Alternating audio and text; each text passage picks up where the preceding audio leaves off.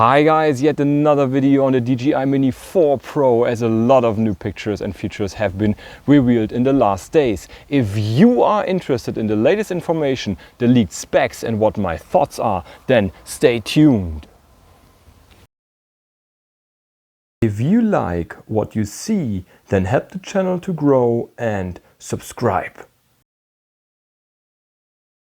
Guys, it looks like we'll see the DJI Mini 4 Pro in a few weeks or even days. But that would be anything but surprising. I don't think there has ever been a drone from DJI that has been leaked as much as the Mini 4 Pro.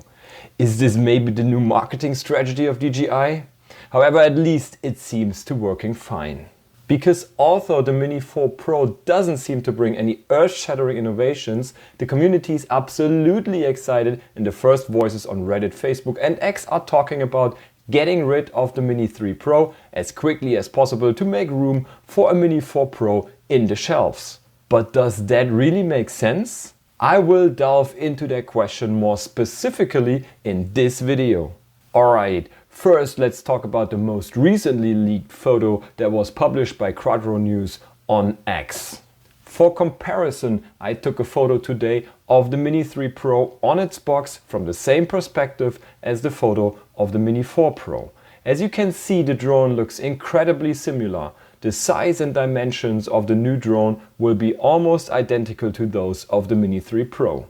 Minor differences can be recognized anyway. The front section in particular has been adapted. Since the sensors are now slightly angled, the Mini 4 Pro offers, according to the leaks, omnidirectional obstacle detection, which would currently make it unique in the segment of mini drones. The transmission receiver on the front arms are also new and will certainly help to extend the range of the drone. According to leaks, it should be a whole 20 kilometers.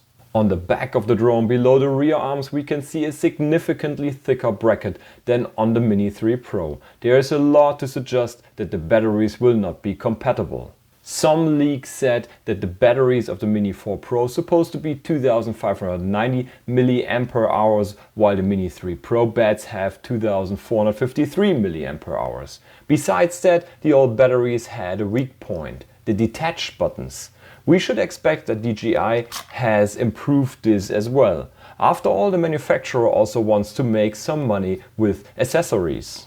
Apart from that, it looks pretty much the same, so don't rely on a new design as it was the case from the Mini 2 to the Mini 3 Pro. So what do we get in comparison to the DJI Mini 3 Pro? I made a list of the leaked and known specs and compared them to the details of the Mini 3 Pro. Alright, let's go through the list one by one from top to bottom. The weight remains as usual under 249 grams. This makes flying easier in many countries because there are fewer restrictions for the pilot. Of course, it remains foldable. I assume that, as with the Mini 3 series, the simple folding technology will be retained. However, the signal receivers are attached to the front arms. In the pictures it looks like the front arms can be folded down in a rotating manner. This means it makes no difference either you open the front arms first or the rear arms. We see significant differences in obstacle avoidance. The Mini 3 Pro does not have side obstacle detection. The Mini 4 Pro now has this, because the front and rear sensor pairs are mounted turned sideways. That's a big plus. The Mini 4 Pro, again, like the Mini 3 Pro, has a follow mode. Not much will have happened here, except that parallel tracking mode is now much safer because of the omnidirectional obstacle detection. An important new feature is the waypoint function. According to the leaks, the Mini 4 Pro has this and therefore offers a feature that Mini 3 Pro pilots have been missing for a long time. This probably also answers the eternal question of whether DJI will add this function to the Mini 3 Pro with nope.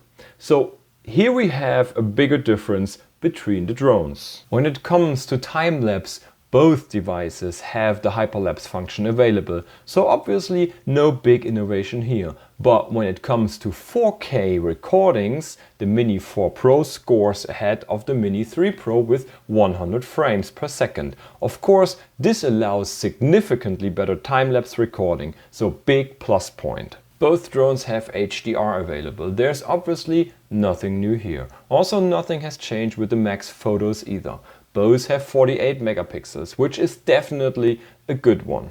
While the same applies to vertical shooting. This feature was first introduced with the Mini 3 Pro. DJI would be pretty stupid if they didn't keep this feature, as it opened up the social media market segment to the mini drones such as TikTok, Insta, etc. Everything stays as usual. The flight time has not changed either and remains a meager 34 minutes. And speaking about 34 minutes, this is purely gross time, because depending on the wind situation or the pilot's flight behavior, the net flight time is significantly less. That's a shame because the weight hasn't changed. The question of course is how consumption intensive the installed parts are in terms of energy. I could imagine that the batteries are more powerful, but the drone has a higher consumption than the Mini 3 Pro.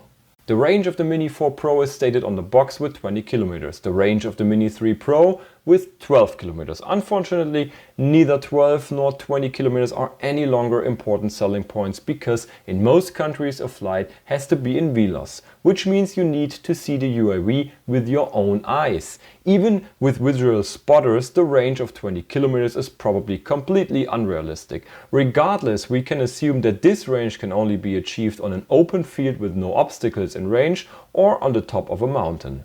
However, the attached receivers for the RC transmission on the front arms should ensure a more stable signal when flying. Additionally, the Mini 4 Pro will come along with the new RC2 controller, which also has reinforced antennas and should therefore has a considerable better signal strength than the old RC. As for the quick shots and master shots, we don't know anything about the Mini 4 Pro yet, but it can be assumed that it will have all of these functions without exceptions. Everything other would be surprising. Alright guys, talking about the leaked European prices we can expect when the drone finally hits the shelves. Of course, we can assume that the Mini 4 Pro will be more expensive than its predecessor.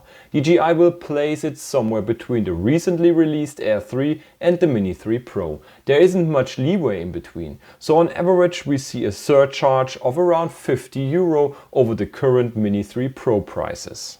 It'll be €799 for a single item, €999 including the RC2 remote controller, and €1,129 for the Fly More kit, including extra batteries, the charging hub, additionally prop blades and a backpack. So, is it worth switching to the DJI Mini 4 Pro? Should I sell my Mini 3 Pro as soon as possible in order to make room for the Mini 4 Pro? My personal answer to that is nope.